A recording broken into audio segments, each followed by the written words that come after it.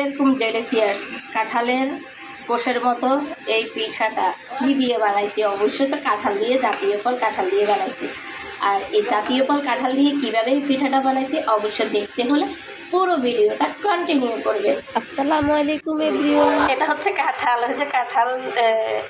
কাঁঠালের এই কাঁঠালের কোষগুলো একটু নরম হয়ে গেছে, তো এটা দিয়ে পিঠা বানানো যায়। আসলে আমার আম্মা আগে বানাইতো, একটু নরম হয়ে গেলে কাঁঠাল আনলে এভাবে করে বানাইতো।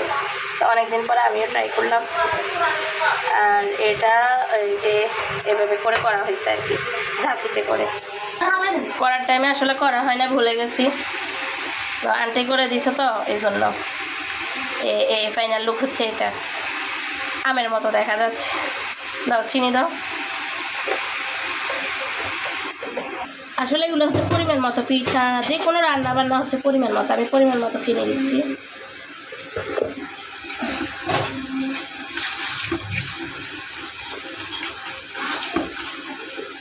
একটু গোলাই নিলাম, তারপর একটু স্বাদ বাড়ার জন্য আর কি, এটা হচ্ছে অপশনাল, স্বাদ বাড়ার জন্য। এমনি তো কাঁঠাল অনেক মজার, তারপরে একটু দিলাম আর কি।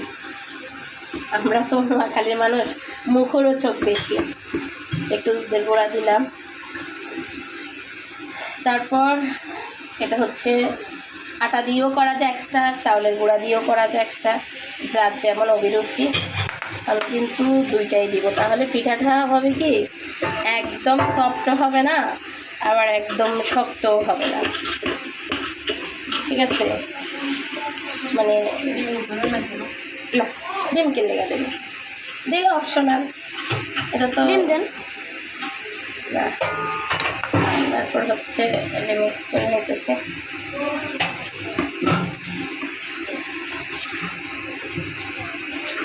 আসলে আমার কাঁঠাল সবচেয়ে প্রিয়, তো ভালো লাগে বেশি, সবচেয়ে প্রিয় ফলের মধ্যে আমার কাঁঠাল প্রিয়।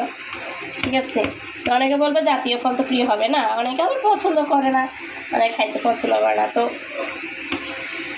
প্রিয় জিনিসকে যেভাবে করা হয় আমি তো সেভাবে, এই আঠাটা কিন্তু এভাবে করতে হবে। ঠিক আছে, পরিমাণ মতো একদম।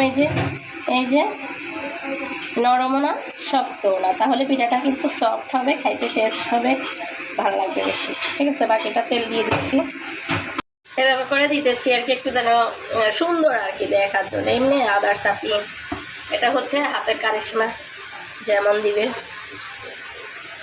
কোনো সমস্যা নাই, আপনার যেভাবে ভালো লাগবে